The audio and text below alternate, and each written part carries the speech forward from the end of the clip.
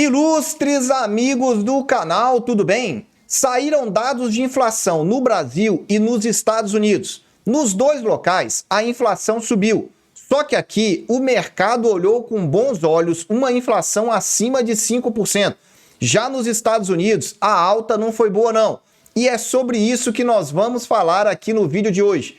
O impacto da inflação no mercado interno no Brasil, a visão de Campos Neto e a macroeconomia, olhando também para os Estados Unidos. Vini Invest, o canal que investe em você para que você não seja enrolado. E se você fica com alguma dúvida em qualquer um dos nossos vídeos, coloque aí no comentário que eu terei prazer em te responder. Vamos lá! Acabou de sair o dado do IPCA do mês de setembro aqui no Brasil. Aquele dado que baliza, então, as expectativas de inflação para frente. E nós vamos começar apresentando uma manchete que disse: IPCA sobe 0,26 em setembro, puxado novamente pela gasolina. Tá aí, a grande vilã desse momento, mas você vai entender o grupo que subiu mais. E diz: país passa a ter uma inflação de 5,19% na janela de 12 meses.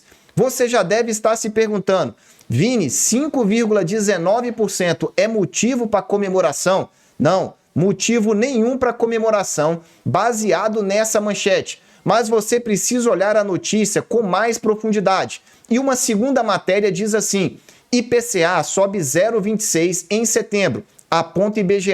Só que olha o subtítulo: inflação do mês veio abaixo do esperado pelo mercado. O mercado faz projeções para frente, então para ele, o que já passou, que é a inflação passada, não faz sentido, mas sim as expectativas. Como a expectativa de inflação veio abaixo do esperado, é por isso que eu disse que isso é positivo. Cria expectativas mais positivas para frente. Então veja duas manchetes que você pode interpretar de maneiras completamente diferentes. E agora vamos detalhar melhor qual foi o impacto aí. Combustível, energia, será que foi compras? Vamos entender um pouco melhor. Primeiro falando então do dado mensal da inflação. Esse gráfico mostra para você aí a inflação mês a mês e você repara que chegamos a ter deflação no mês de junho, assim como tivemos também no início do gráfico, lá em setembro. O que aconteceu lá em 2022? Nós tivemos a questão da desoneração dos combustíveis, do ICMS, e ficamos 3 meses com deflação. Isso fez então com que os dados de 2022 fossem muito positivos. Agora, em 2023, tivemos uma levíssima deflação aí em junho, 0,08, e depois ela começou a subir. Só que veja que a curva já está envergando um pouquinho, não é aquela inflação subindo em linha reta. Então tá aí, o indicador voltou a acelerar em relação ao mês anterior, em relação a agosto, puxado desta vez por uma alta de 2,8% da gasolina no mês. E a gasolina teve uma contribuição, então, de 0,14 ponto percentual no índice. Veja, somente a gasolina teve quase 50% de aumento no índice mensal. Em agosto, então, o IPCA fechou aí. O IPCA havia fechado em 0,23 e agora em 0,26. Veja aí para você entender o que eu estou dizendo. Agora a inflação acumulada dos últimos 12 meses. Olha essa elevação que deu. E aí você deve estar preocupado. Vini, mas então não vai cair mais? Acalme-se. Olha o resultado dos grupos do IPCA. Nós tivemos aí então, agora nesse mês de setembro, transporte subindo 1,40%. E quando estamos falando de transporte, impacta direto. Óleo diesel, gasolina, e quando isso daí sobe, impacta praticamente no todo. Então veja a importância da questão de combustível, não só no Brasil, mas também no exterior, que é o que nós vamos falar daqui a pouco. Outro grupo de despesa que subiu foi despesas pessoais, 0,45. Só que a importância dela no meio desse todo é muito pequena. Então grave, transportes foi a principal. E a que mais caiu? Alimentação e bebida, supermercado. Você já tem visto essa queda aí ou não? Eu quero saber aí. Coloca aí na sua cidade se a inflação de alimentos e de bebidas está caindo ou não, para eu poder compreender. Vamos lá. Vamos falar então da expectativa interna, tanto da avaliação de Campos Neto quanto do mercado. Como é que ele está enxergando esse momento? Campos Neto repetirá a comunicação do Copom em reunião do FMI, mas com aceno a risco político. Vamos entender isso um pouco melhor. Ele elaborou aí uma apresentação que vai ser feita em Marrakech e diz então que o comunicado vai ser muito próximo da última ata do Copom, de que o contexto atual, caracterizado por uma fase em que o processo desinflacionário tende a ser mais lento.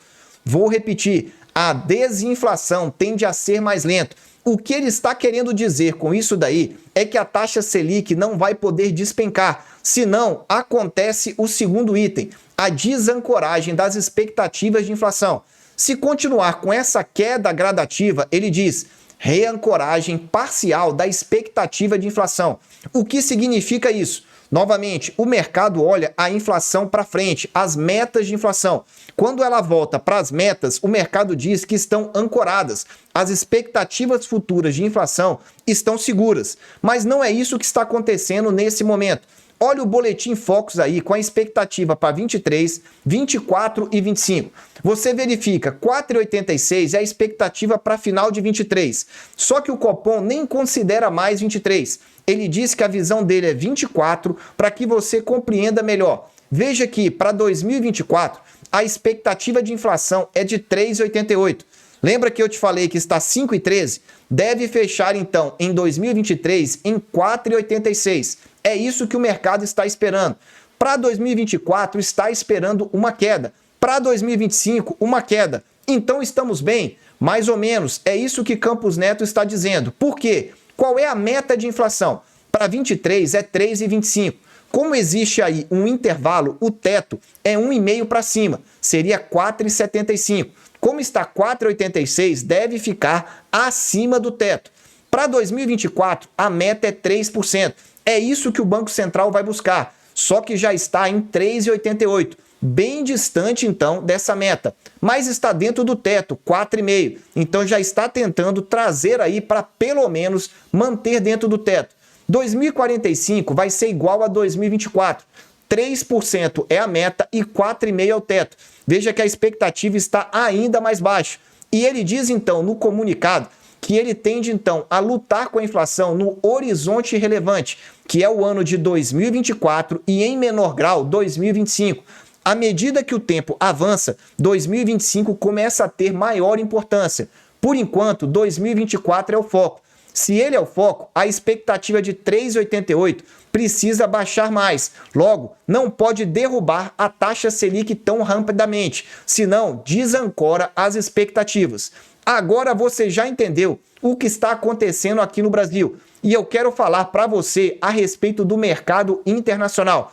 Só que antes, dá aquele super like, ajuda aí porque não custa nada, larga de mão frouxa e ajuda aí porque o canal é gratuito, informações de qualidade para você. Vamos falar então agora sobre as expectativas ainda referentes ao Campos Neto.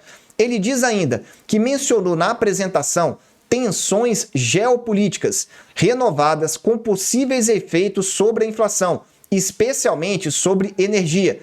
Mais precisamente, ele cita o conflito de Israel. Veja, um conflito recente começando a ser mencionado, que impulsionou recentemente o preço do petróleo. O que ele está dizendo? Por enquanto não houve impacto, mas o Banco Central já está de olho nessas tensões, para que não aconteça então essa desancoragem das expectativas de inflação. O olho do Banco Central já está atento a esse problema. Só que não acabou não. Se você achou que o vídeo acabou, não acabou. Agora nós temos aqui a inflação nos Estados Unidos. Veja, o que o CPI, o indicador de inflação dos Estados Unidos, aponta sobre o rumo do Fed. Veja, o Fed é o Banco Central americano e ele acompanha diversos indicadores. Em termos de inflação, o indicador preferido é esse, o CPI. E olha o subtítulo, aceleração maior do que a esperada deve ser acompanhada pelo Fed e deixar os juros no pico por mais tempo. A inflação lá Aliás, a taxa de juros lá está entre 5,25 e 5,50. A efetiva, 5,33. O que a matéria está dizendo é que nós tivemos uma aceleração maior do que a esperada. Vamos entender isso olhando aqui para esse gráfico. Veja, quando nós tínhamos o dado de 2 meses atrás, nós tínhamos então a inflação em 0,4, a projeção em 0,2. Veja, ficou praticamente 100% acima da expectativa do CPI. Depois ele foi revisado para 0,3. No mês seguinte, nós tivemos então 0,7 e a projeção era 0,4. Novamente, quase 100% acima da expectativa. E agora, com esse dado no dia 11 de outubro, o dado atual de 0,5%, a projeção era de 0,3%. 3 meses seguidos com expectativa de inflação acima. Vini, mas isso é preocupante? Olha, é bom ficar de olho, porque essa outra matéria que eu trago para você diz: os mercados financeiros preveem que o Banco Central deixará os juros inalterados até 31 de outubro e 1º de novembro. Veja, do ano que vem. Essa é a expectativa aí agora do mercado, com essa inflação para cima. Mas isso muda gradativamente. E veja, juros mais altos nos Estados Unidos é risco total de quebradeira. Quanto mais tempo esses juros ficarem altos, maior é a expectativa de uma crise financeira, uma crise de crédito, problemas bancários, enfim. É por isso que você tem que entender como essas questões se relacionam. E eu estou aqui para te ajudar. Se você quiser, eu posso te ajudar. Basta você me mandar um e-mail, cursovininvest@gmail.com. Está aí à esquerda do seu vídeo. Ou então um WhatsApp, para que você tenha uma mentoria financeira e entenda como está a situação macroeconômica, uns ativos mais interessantes do que outros, ou mesmo para que você tenha acesso a esse painel do Tesouro Direto, o único painel que traz todos os títulos do Tesouro Direto para você, com todos os vencimentos, e você ainda tem aí à sua esquerda a média, a mediana, taxa mínima, taxa média, melhor quartil, melhor decil, enfim, o intuito é sempre te ajudar. Faça contato e eu estarei aqui sempre à disposição. Eu desejo sempre que vocês estejam na presença de Deus, que aproveitem esse feriadão com a sua família. Um abraço e até o próximo vídeo.